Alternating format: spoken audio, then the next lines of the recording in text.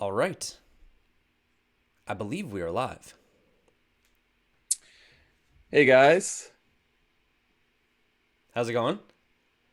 Are we live? I'm on the Stache's show, so I I was think we're waiting. live. I was, Yeah, so we're live. Hey guys, just thanks for joining me here for Stash My Crypto once again. Have a really exciting guest here on my channel today. Please help me welcome the Crypto Zombie. what's going on, Hey, everybody? how's it? Absolute pleasure to be on the show today, guys. Yes.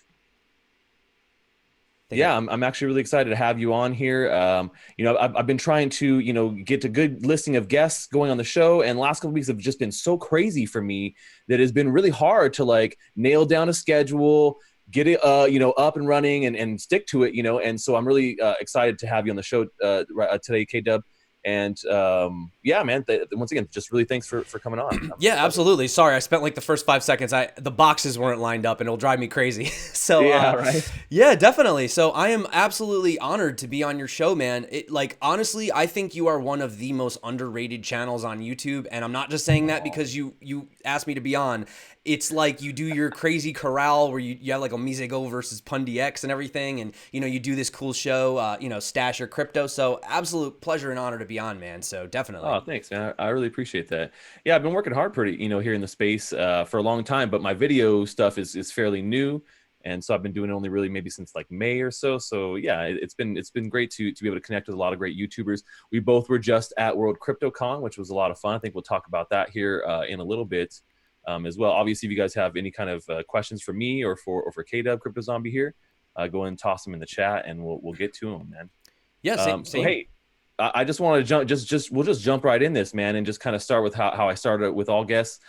Tell me a little bit about how you stash your crypto and what you kind of have stashed, right? So that's where we start this off with, and I just want to hear a little bit about how you like to stash your coins, what you recommend to people, and what are your favorite holds right now? Ledger Nano, number one. That's where I Yes. stash everything. It's my favorite. I honestly I don't even try other wallets because I fell in love with this one right out the gate. So Yeah. that works for me. As far as what coins am I holding? Geez, this is a popular question. You see, I hate saying what I hold because then I feel like people buy it, and I don't want to be Right. responsible for like what I do. To be honest with you, I've actually consolidated. I used to own like 35, 40 coins. I've kind of like consolidated to some. Hmm. I actually have to pull up my thing here because I don't even know them all. But yeah, I mean, I have a little bit of ETH. I always hold a percentage of Bitcoin. Everybody knows I love Icon. It's just one of my favorite projects, so I hold that as well. Recently, I bought into Quant Network because I really like what they're doing. I'm a huge fan of interoperability. Hmm. Personally, I think that that's a big issue because a lot of these blockchains, they're basically data silos. They have no way of communicating. So I think what they're Right. doing is really cool. I have a little bit of mainframe because I like that whole idea with what they're doing with the communication and everything. Veet as well, which is a little bit of an underrated project. I have basic attention token, ontology, a little bit of Binance, Walton. And yeah, then the rest is a little Komodo, high performance blockchain, and then the rest is all just sort of smaller holdings. So, and that's probably the most I've ever disclosed ever. So you're welcome, Stache. There you go. Hey, you guys heard it first right here on Stash My Crypto. The Um, the whole the whole the whole portfolio just thrown out there. and the other one too is people are probably gonna be like, oh, you're so crazy, zombie. But I held Elastos for quite some time, and it kind of really started taking a dip, and it has pumped lately. And honestly, I'm not Mhm. not even gonna front. I actually didn't pull the trigger on it just yet because I didn't know what was gonna happen with those investors that were getting their tokens back, but it looks like nothing. It actually looks like it's been going up. So, I may Yeah. have to consider hopping back in because Elastos is a great project. I just, at some point, man, even tokens you love, if they just keep falling, you know what I mean? Right. Even if it's your favorite coin, at some point you're like, okay, when's enough? But so definitely that's one I'm just kind of waiting to jump the gun in. I'm waiting for November 20th. There's some stuff that might happen with releases, and then after that, so It's funny that you mentioned Elastos because I actually get quite a few questions about Elastos, and then I think it was maybe like 2 or 3 weeks Oh, ago, I didn't say I got Stellar. another. I meant to say Stellar. My bad. I have Stellar too. Oh, Someone in the Stellar, yeah, chat Stellar's said great. that. I don't. If I didn't say that, I meant to say that. So. Yeah, Stellar's great. But people keep asking me about Elastos, and I wasn't really that familiar with the project, and so I decided that this week I'm going to put them in the Crypto Corral, Oh. and they're going to be against Substratum. So I haven't actually put those details out, but it'll be tomorrow. Oh. And so it's going to be Crypto Corral tomorrow on my channel here, the live stream, and it'll be Substratum versus Elastos. We'll see who comes out on top, man. It'll be definitely an interesting. Well, to be honest with you, man, before you make that video, I just want to let you know they're not exactly 100% the same. So just Oh, I like know. under, Yeah. okay, that's all I'm saying. Cool. Yeah, I mean, with the Crypto Corral show I do, I try and pit projects that are similar, but they're not always exactly the same. You know, it really comes down to, comparing projects, but not comparing them in a way that's like apples to apples necessarily. Hmm. I rate them all in like 7 different general principles, and we kind of just decide which one is really the best in each category. And then Hmm. whoever has the most points at the end, essentially, or the least amount of bullet holes, really, if you see the show, is essentially the winner. So.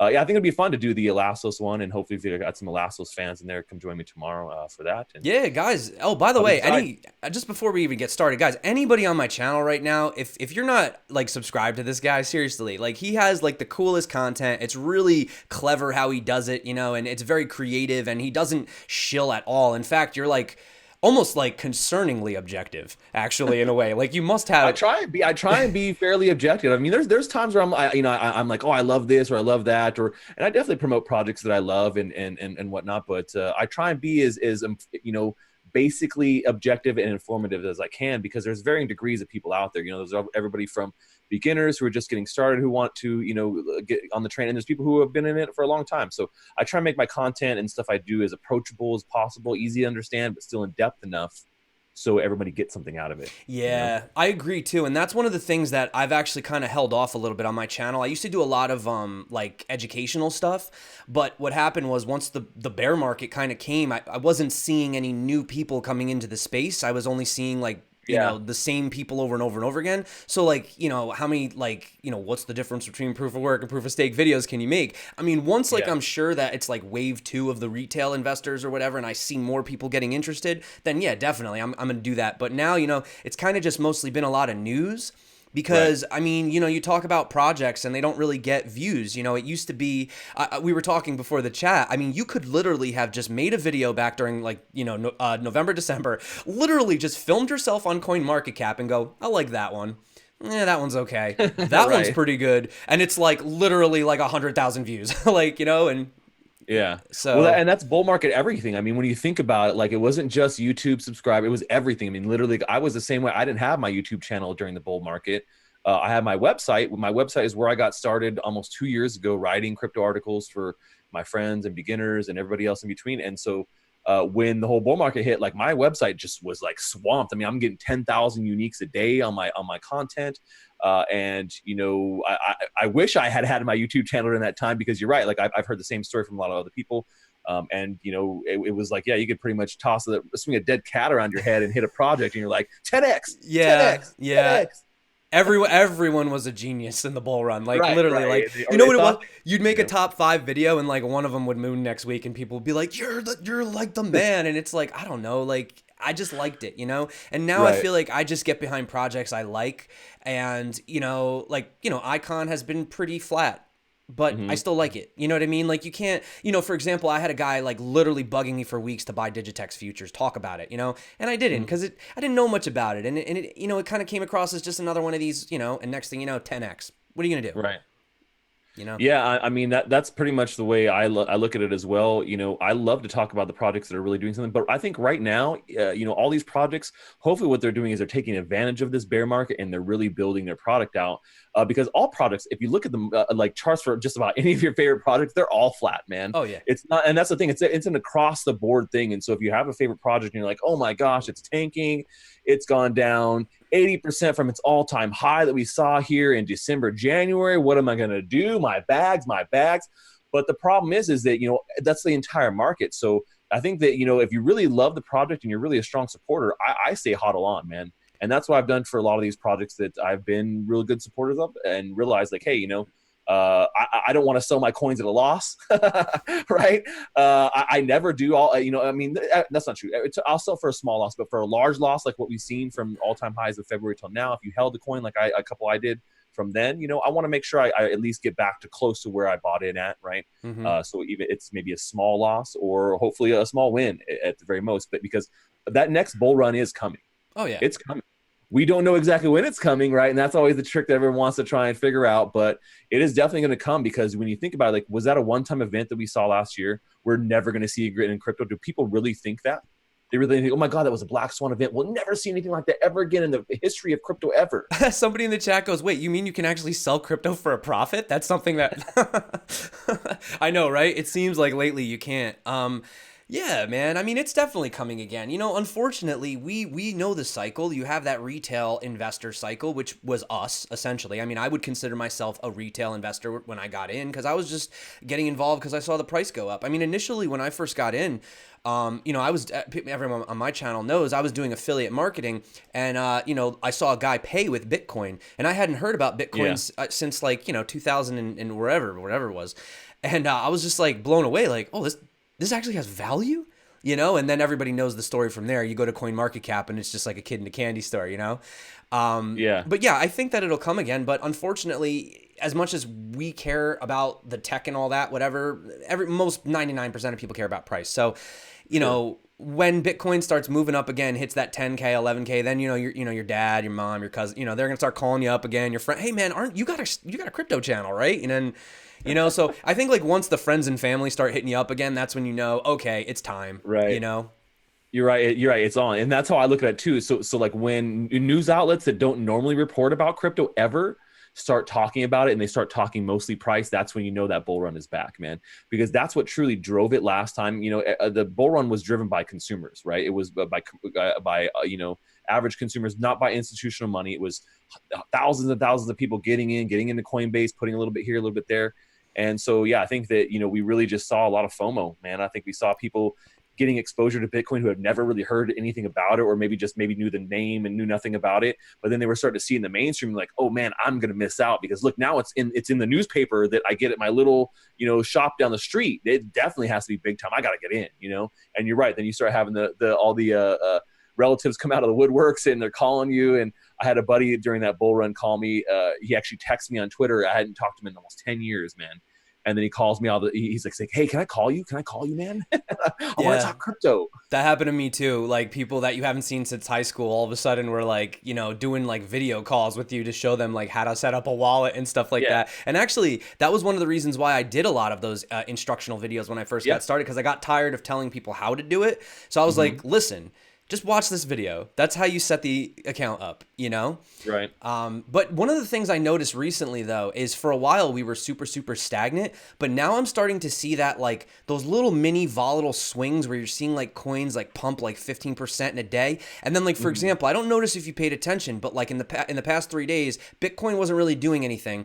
The altcoins were having a bit of a run. And now if you notice, the altcoins have gone back down and then Bitcoin pumped up. And this reminds me of how it used to be, because it used to be that cycle of, like, altcoins pump, then they chill, and then Bitcoin takes the profits. And to me, I got very like accustomed to that's how it works. And it seems like that's starting to happen again. So, you know, I don't do I don't do any TA, but fundamentally to me, that says it's, you know, it's very reminiscent of when I first got in. So I feel like that could be the start of people starting to pay attention and get excited again. I mean, I'm actually starting to get excited again. Like I've noticed like more views again, more comments, you know what I mean? Like not a lot, but like you're noticing more people start to get involved again. And I'm starting to get people asking me those like noob questions of kind of like, hey, I need help setting this up. And I wasn't getting that for months. So that to me says that there are new people coming into the space now.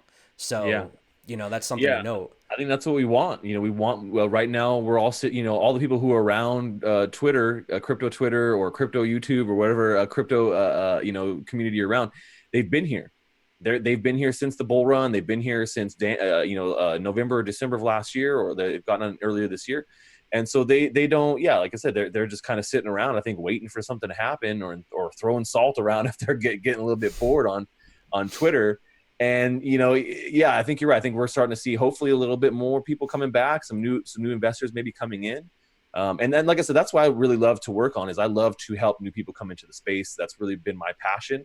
And so, you're right. When there's not new people coming in, it is a little bit more difficult for me because I don't do a lot of news. I do focus on like project reviews or interviews or you know, I do some fun things. I definitely, you know, do a lot of deep dives into projects. Yeah, I haven't been doing a lot of the beginner stuff either recently because of the same reasons you were saying. Mm-hmm. But And I want to see that back again. I love helping new people get into it. So right, great. and unfortunately, because of like the whole YouTube algorithm, they really prioritize like the first 24 to 48 hours of a video. So like Yeah. even if you're like, I mean, you can make a playlist, you know what I'm saying, kind of like to think for the future. But unfortunately, if you make an educational video right now and there's no demand for it, when the demand does come, it might not come up in search results. You know what I mean? Because Right. YouTube has this crazy algorithm that they do. So it's definitely difficult.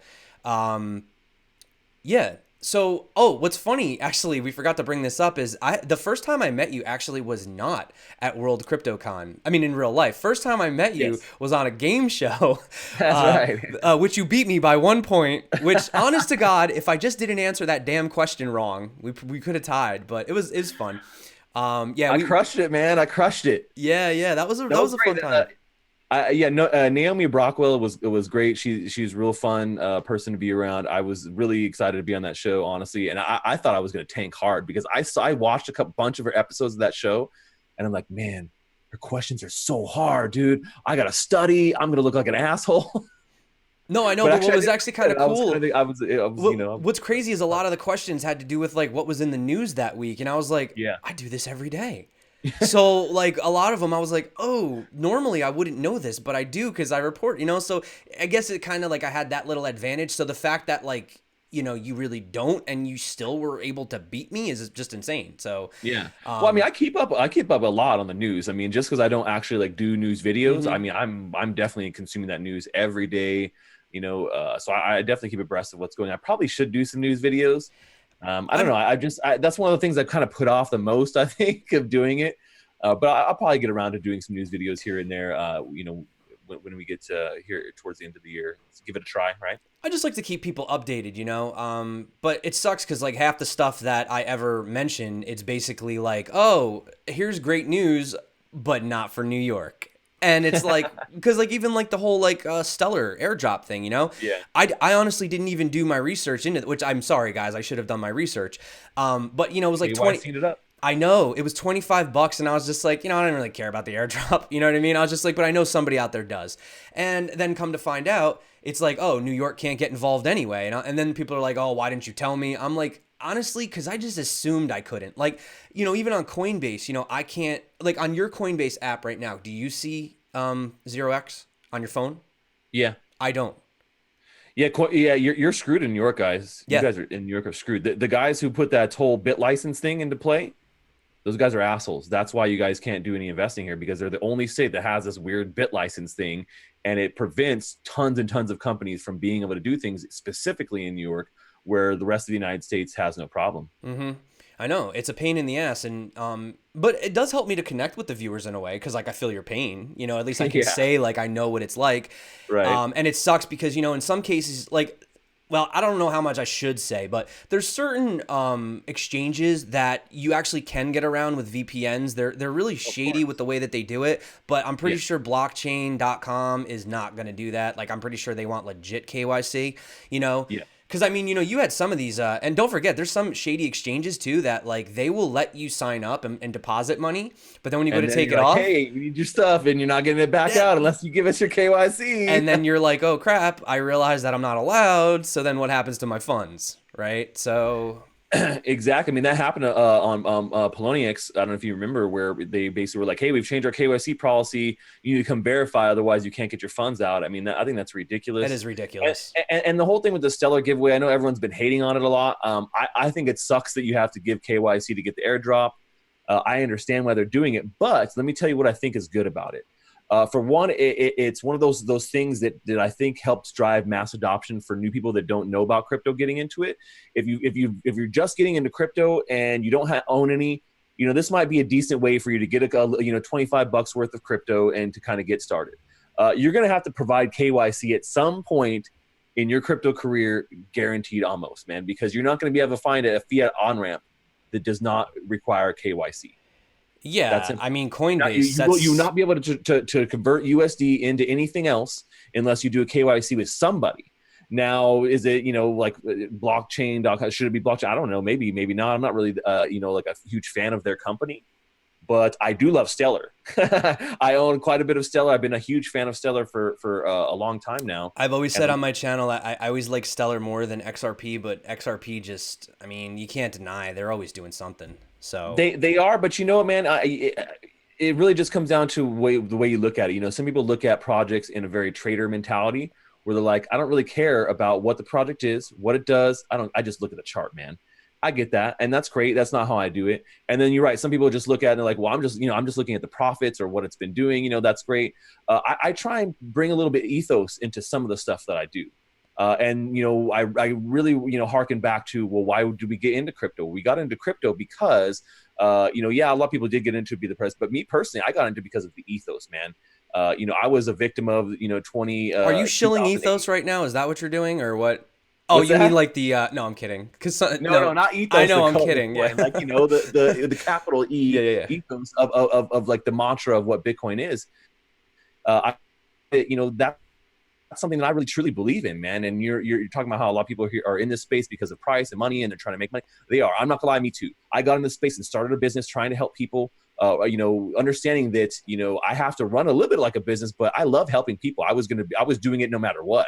I was already doing it on my blog. I was already doing it for my friends. And so, you know, now it's great to make a little bit of residual income off of, like, you know, Google ads and stuff like that off of my content. So I can, you know, pay for a little bit of my time being more invested. All $5 that you make off of Google, Right, exactly. Google It's not ads. much, Yeah. man. I really, you know, it's really not that much. But, you know, I do, you know, still keep that in the back of my mind when I'm investing or thinking about projects. And to me, XRP is the antithesis to Bitcoin. It's the exact opposite of what we want to do. We don't want to try and fix the old system, which is what XRP is trying to do. They're trying to say, here's the old system. We have kind of a slightly different system that's kind of a cryptocurrency, kind of. It embraces a little bit of the new system, but we still have full control over it. And we're just going to improve the old system to make it a little bit better. And I'm not really for that. I'm more of a paradigm shift person. Screw the old system. Let's create our something that works better and brand new and completely different in a whole new different direction. And I feel like XRP is supporting the banks, central banking conglomerates, and oligarchy that we've had to deal with for, you know, 1,000 years almost here as being you know, little humans on this planet with not lots of funds.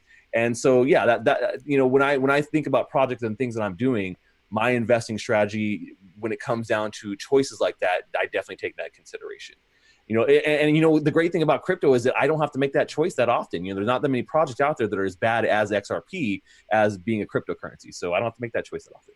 Yeah, I mean, that was one of my biggest concerns. There you go. But that was one of my biggest concerns too. You know, I was like, guys, we have this whole new ecosystem. We have this amazing thing where, like, what you own is yours. And, you know, I just feel like if we don't embrace the opportunity that we have right now, you're just going to repeat what we did. Actually, this is what I said at the conference, because actually Crypto Crow was talking about the OTC trading or purchasing, and how, you know, these massive buy orders are being bought up by, who knows, maybe Saudi Arabian princes. I don't know. But the thing is like, while the rest of us, or not us, but whoever the hell panic sold and got out of the market, you know, you're literally giving dirt cheap Bitcoin or Ether or whatever away to these guys, you know, and the 1% that's out there now is just going to become the 1% that's in crypto. Like, stop giving your freaking crypto away to these people. Like, this is your freaking chance. It's your opportunity. Like, the way that I see it is, when you go on an exchange, there's always two sides. There's the buy and the sell. You know, which side are you on? You know, because there's someone buying from you. Who's that person you're selling to? Do you know? Right. And why are they buying? It's an interesting thought. So I always think about that. So I agree with you 100%. And you know, I don't want the same thing to happen twice. There's a reason that I got away from that. I'm actually a lot more like into that, like, political stuff than people on my channel know. I just don't really go into it because it's like, why? You know, let's just talk about the positives. But Politics yeah, man. are hard, man. Yeah, I mean, I'm all about owning my own stuff, you know? Like I said that, like, I love the fact that when I own Bitcoin or whatever, it's freaking mine. Like, I own it, it's on the blockchain, I have the private keys, and, like, you could put a gun to my head, and, I mean, unless I literally tell you, you're not going to get it, you know? Whereas, you know, the bank accounts now, I look at my dad's business, you know, he gets behind on some stuff, the IRS comes in, they freeze his accounts. I mean, come on, man. You know, and it happens. I got my account frozen last year for buying crypto. Really? I wrote a whole article about it. It was huge. Yeah, like they froze my funds for 3 weeks. They wouldn't tell me why. I talked to every manager. I talked to the regional managers, everything, and they never, ever once admitted, except for one of the low-level techs admitted to me when I first started the investigation, that it was because of crypto. And it was because it was a new policy that they didn't admit that they had changed. And I asked him, I said, well, why didn't you alert any of your customers that this was a new policy that you changed to? And then he kind of fumbled through it, and I wrote that I have it on like audio recording and everything. It was crazy, right?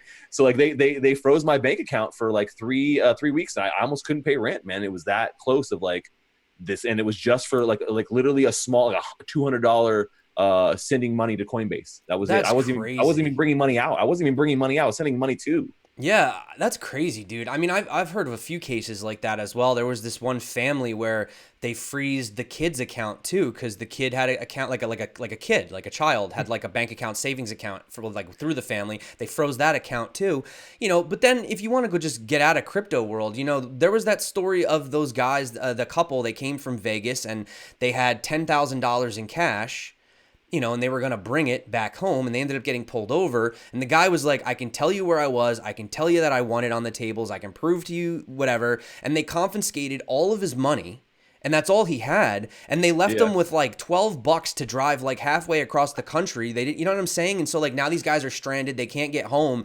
It's ridiculous. Like, I don't mean to laugh. I'm laughing at the ridiculousness of our current situation as far as financial regulation policy. I think what's funny about this, we were just in Vegas, and I was talking about this to my girlfriend as well, and actually quite a few other people there. There's this word that if you guys have been in crypto or financial investing in a while, accredited investor. mm-hmm. I hate that word, right? And so what it basically means is that unless you're a wealthy person like the rest of us, we're going to save you from yourself, and you can invest in these really great investment vehicles because we don't want you to lose your ass. And so we're going to protect you by not allowing you to invest. But shit, you can go to Vegas, you can throw $100,000 on black, lose all that shit. You can put your mortgage down there, anything you want. They're not protecting you there, though, are they? And because they don't care, because it's a common man's loss, right? So Dude, they want to make sure that you can act in porno, okay? You can fight, you can die for your country. You can drink alcohol. You know what I'm saying? Like after a certain age. But like you could be 55, and if you're not accredited, nope, not getting in on this. Exactly. And it's just like, I'm sorry, you can't invest in that. are you really telling me that a grown man, like I don't, and by the way, the gambling was a way better example than my example. But yeah, I agree with you, man. Like, dude, it's my money. If I want to lose my money, let me lose my money. That's my right. You know what I'm saying? I worked for it. I earned it. I should have the right to lose it if I want. But I appreciate it. So I agree with you, man. It's ridiculous. And I'm curious to see what they do with these new, the new STO things. I mean, are they just going to most likely adhere to the same, are we just basically turning crypto now just into like stock market again? Like, is that what we're doing? Like, I think that's what they want to do. I think that in general, the people who are for regulation because they feel like no matter what regulation is going to come, and so we should just pander to them now, so we're at the top of the game when it does come. I think that's what we're kind of seeing right now. I think that we saw the Wild West of crypto ICOs last year. And then when the SEC starts throwing that ban hammer around a little bit, we start seeing some projects starting to change pace. Okay, well, regulations maybe not so bad. Maybe we just do a little bit of this, or, and so we see some change in some companies where they may have not been on that stance last year, because I think they're trying to pander a little bit to the SEC, to regulation coming, to say, well, let's be on top of this. And you're right. I think that, in that direction, it seems like more, well, we want to try and do what we think the SEC is going to want us to do. So let's go that direction. And so I think that's what we're seeing with these STOs. I don't know, man. I don't know that I'm going to be a huge fan of this, but it really just comes down to how the SEC is going to classify it and kind of regulate it in the end. And they haven't really clarified that either on anything. So, I mean, I think that there's room for more institutional grade investment options for Bitcoin and for cryptocurrencies. I think no matter what we do, they're going to come. We're not going to be, as a community, we're not going to be able to stop the institutional investors coming in, or wrapping Bitcoin in financial investments like ETFs, right? It's going to happen whether or not we want it, because the big players out there it seems like they want it, and so it's coming.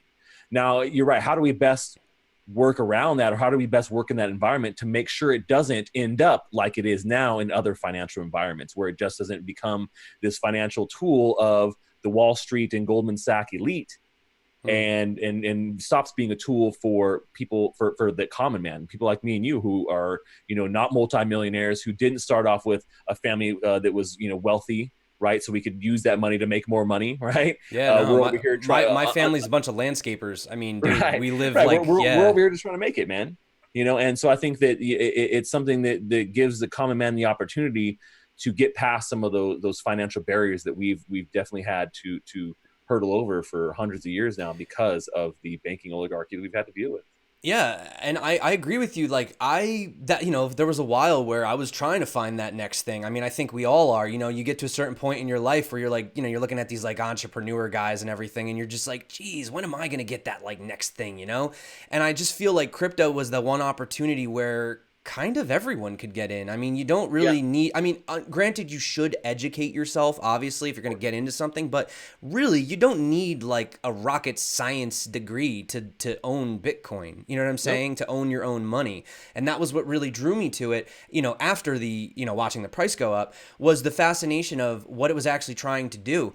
And it's difficult for some people to grasp in the West. That's one of the biggest things I've noticed because, as much as we hate on America, US, we're pissed about all this stuff. Like, I've been to other countries. It's not that bad here, guys. It's basically just like it's like a glorified mob. That's all it is. Like, the US is just like a mafia. Like, basically, you just pay the guy his tax cut and he like kind of lets you do whatever, Like, that's basically how it goes.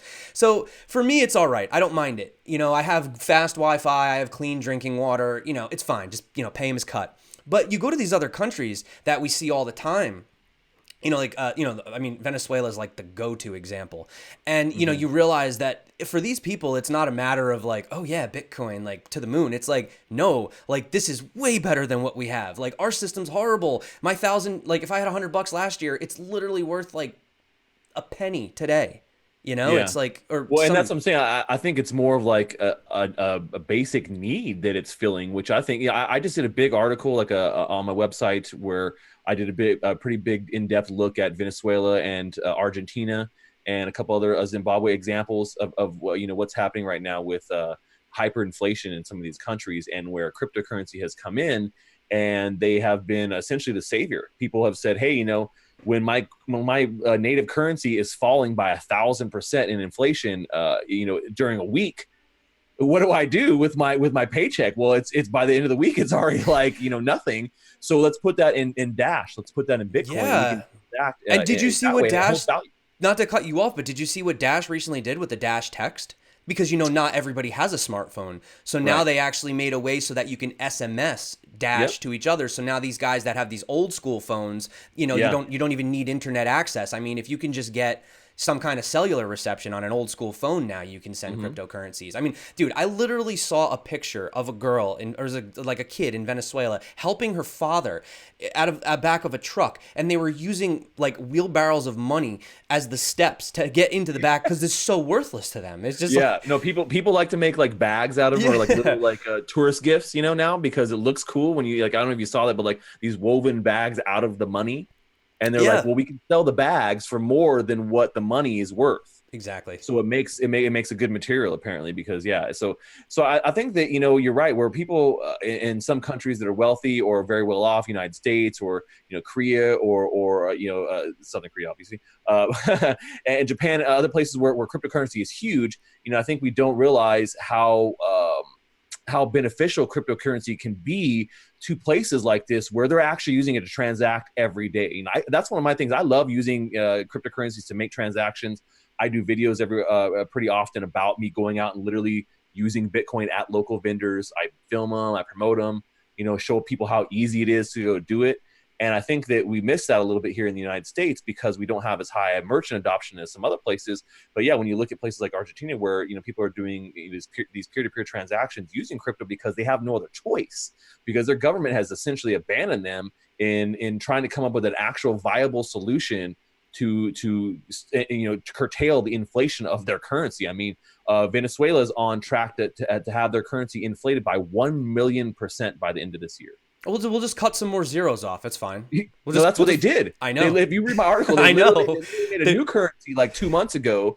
They called the Sovereign Bolivar, which is the Bolivar was their currency. Now they have another one called the Sovereign Bolivar, and they dropped, I think it was 3 zeros off of it, like essentially just devaluing it that much overnight. And now they have two different prices for things. It's a shit show, man. And so, but the fact of the matter is, at least crypto is helping these people. And it is something they're using to transact on a daily basis with, which is what cryptocurrency was intended to be.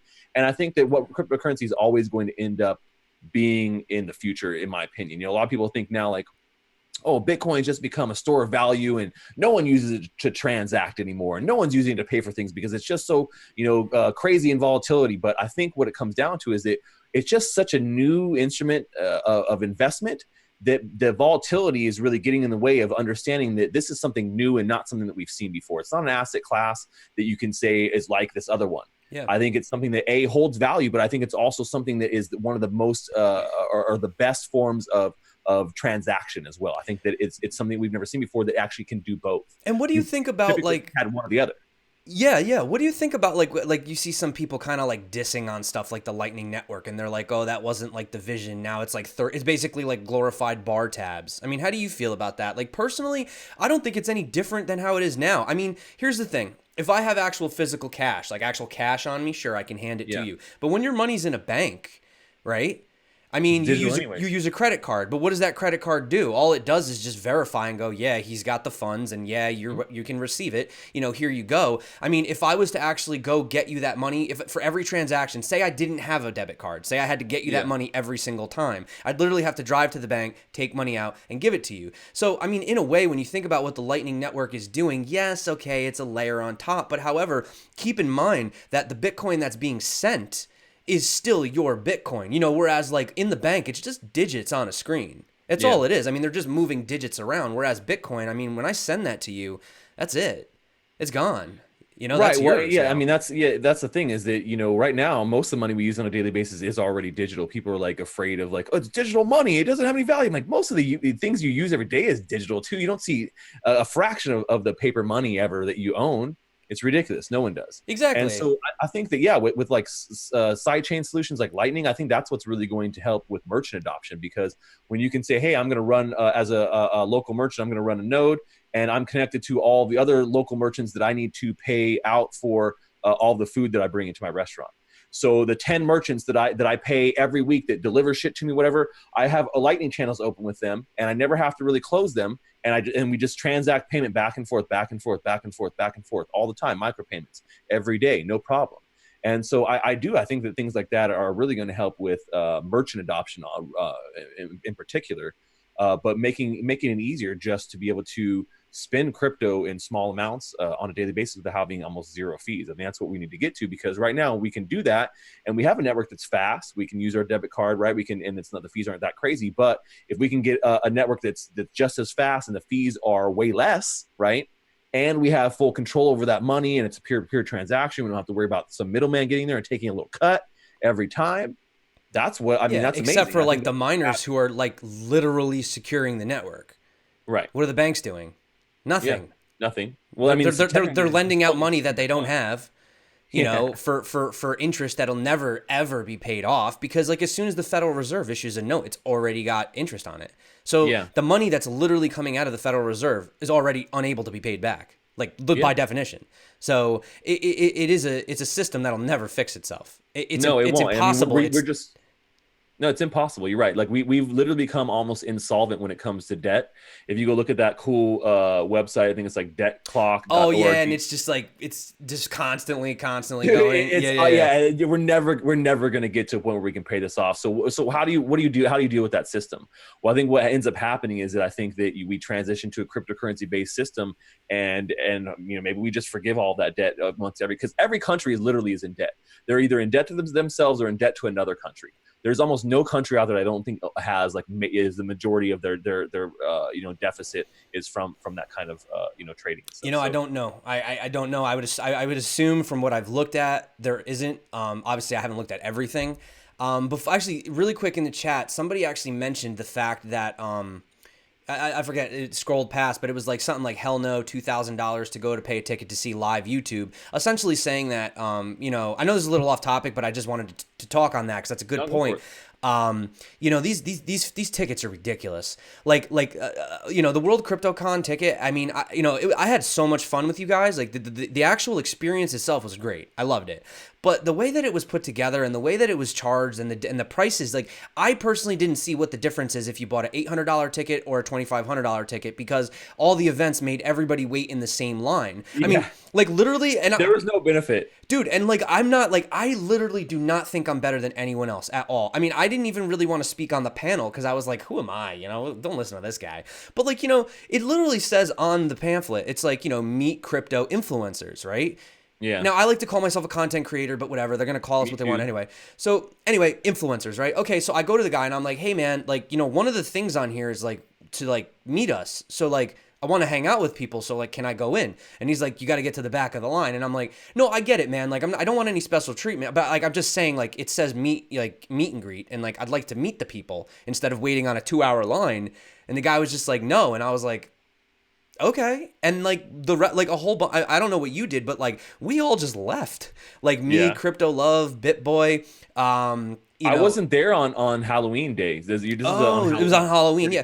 So we ended up just going to Fremont and just hanging out on the streets. Like we literally just did our own thing. We were like, screw this. Yeah. Like, so, and the other thing too is like the average individual, like what Crypto Crow is doing. He has the Chainwise conference coming up. $20.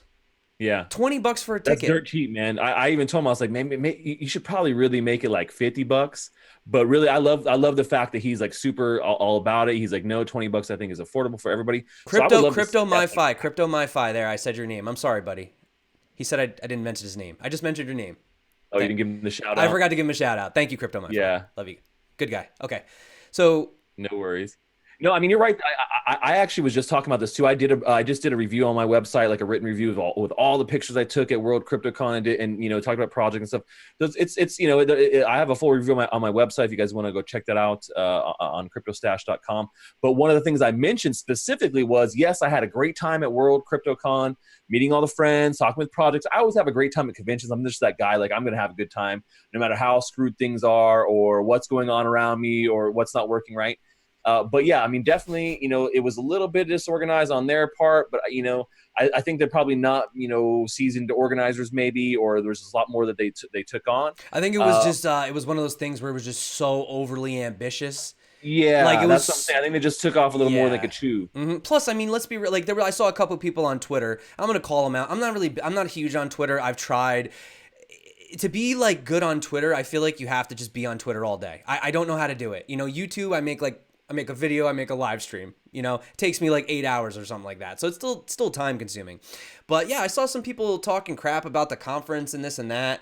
I don't know where the standpoint was coming from particularly as far as like the quality of the conference or whatever. Yeah. I mean, granted, you had Ethereum, you know, DevCon, whatever, 4 going on. So yeah, I mean, very different conferences. And the thing is not every conference is the same. And I've been to a few of them and some of them are very developer, very like, we're going to do, you know, these different classes, teach you guys how to do this stuff. And then other ones are more just like hang out, like go to the bar and talk to some people about crypto. And I really don't see why the community is so torn and why everybody's judging everybody. Because listen, if we want to really get mass adoption and we want people to come into crypto, not everybody, I mean, look at the people around you. Go to your local grocery store. I mean, these people aren't all going to just be, yes, I want to sit there and I want to hear about tech for 5 hours straight. No. If you want to get people in, embrace differences, embrace that we're not all the same. Yes. You know what I mean? Like stop fighting over whose coin is better and just why don't we try to figure out how we can make the next best coin or the next best project. It's so freaking ridiculous sometimes. So no, I mean, I'm right there with you, man. I didn't get into any of that Twitter drama either, but it was definitely over like people's appearance or how the convention came off.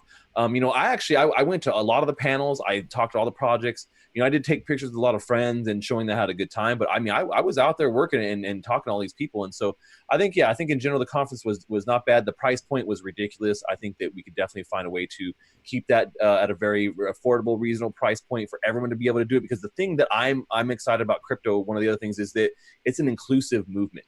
The way I always felt about crypto was it was inclusive. We want to include everybody. Bitcoin is for everybody. It's not just for the accredited investors. It's not just for the people with $1 million. It's not just for the whales. It's like you said, it's for everybody. It's not just for the suits.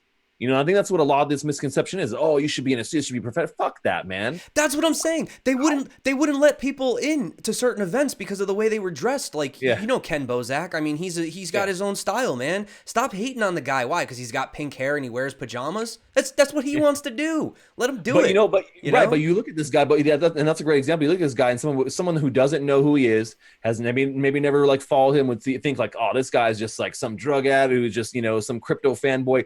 But that guy's been driving adoption like a fucking beast this year. He's been to like over 50 conferences. Every time I see him go anywhere, he's getting his taxi drivers involved in crypto. He's sending them crypto right there. He's getting open wallets on the spot. He went to like 38 conferences this year, and the dude literally lives off of crypto. And you know what he says anytime he gets up or speaks? He's like, by the way, guys, if you want, I'll be hanging out over there. If there's anyone in here that doesn't understand how to get involved, I am more than willing to take as much time out of my day to help you get going and set up a wallet and get involved. And we need more people like that. You know what I'm saying? Yeah. Who cares about how he dresses? Look at the person. Look at what they're doing. Exactly. Look at their actions.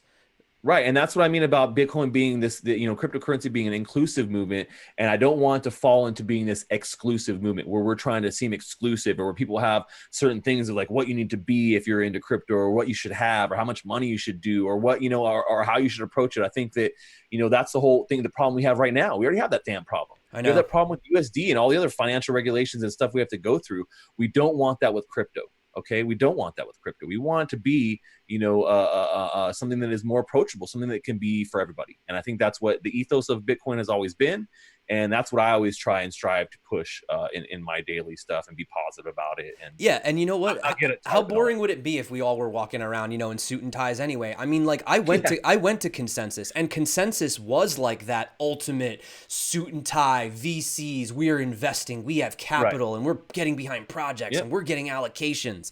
Dude, I literally came home after Consensus, and I swear, like, I actually curled up in like a ball, not literally, but figuratively, and had to rethink what I was doing. Because I was like, wait a minute, do I really want to promote this? Like, is this really, because it was such a dark side of it. And there's a lot of stuff that goes on in the background, and everybody knows it. There's no secret. Guys are getting, you're talking about pre-sales of pre-sales of pre-sales. I mean, you think the pre-sale is the best price? Ha, there's sales that aren't even promoted. The friends and family they're to the accredited investors, right? Exactly. So it's like kind of the same thing. And that's what I'm saying. We're starting to see a lot of the same financial pitfalls that I think we've seen in other industries, because some of these, traditionally trained and focused financial people are coming into the space because they see money, they see dollar signs. They don't give a shit about the movement. They don't give a shit about Bitcoin or its ethos or what it's really trying to do. All they care is, can I profit? Mm-hmm. How can I profit off of this? I need to get in now so I can profit. Yeah, I mean, there was companies, and I mean, I at this point, it's not even worth bringing up names. It's just not, it's nothing I will talk about. I'll tell you that. It's nothing that I've ever had on my channel. But, I've had guys that literally, like, the whole goal is just, like, when can we dump the token? I mean, literally, that's crazy. Like, if you believe in your stuff, like, you should be buying it back. Like, I've seen these projects actually buying back their tokens. Like, that to me says that their value. If your tokens only had enough value for you to pump them, dump them, then, or you know what I'm saying, for the Ethereum, then why are you even selling it? Why do you even have a token? If the token is that worthless to you, why are you lying to people, man? Just to make a quick buck? That's crazy. Right. That's crazy. It. And we saw it. We saw it 10 times over last year. People were just trying to make a quick buck, capitalize real quick, and now they're gone. Tons of projects are gone. So many projects are gone from last year. It's like it's a joke almost when you think about it. And it sucks because, like I said, I think they've taken advantage of a very new industry where a lot of consumers are getting into it. Commercial investors are consumer investors are getting into it, and they don't really know any better, and they just are sucking them dry. And that's why I love doing what I do. Is I feel like every video we do that has quality information in it is going to hopefully help somebody maybe avoid a scam, maybe avoid getting into a product that they shouldn't have, maybe avoid making a bad decision and investing money that they don't actually have to lose. That's why we repeat those same mantras over and over again, right? Do your own research. Don't invest more than you can afford to lose. Make sure you hold on to your own private keys. Like, these are mantras of crypto because of very specific reasons, Yeah, and no one's perfect. I mean, dude, like I know everything in the book, and sometimes I rush and click a link too fast. Yeah. It happens. And I've got no, for sure. The best of us still get phished or get hacked. I mean, it's something that's hard to avoid. And I think that's what scares a lot of people about coming into this world of like owning your own money, but also being 100% responsible for your own money. And a lot of people just can't handle that. They literally they don't even know how USD works. They can't handle trying to be responsible fully for their money. And so that's something we have to get to a point where, people are comfortable with it just enough as they are right now with debit cards and, having a bank account. It needs to be just as easy where they just don't think about it. There's no security risk there. They don't really stand to necessarily lose something unless they're just completely idiots. and they were just careless, but that's with anything, I think you just have to have some sort of caution, and I think we're going to get there. We're just not there right now because we're just so early. All of you here, you guys are in the channel, in the chat, comments, we're all here early, man. We're all here. We're all trying to make the scene exactly what it is for, for our own purposes and for the purposes of people in the future. And let's continue to do that and build is what I'm about, Absolutely. Absolutely. So, all right, dude. Crazy, man. I thought, why don't we leave on that? I think that was a great note.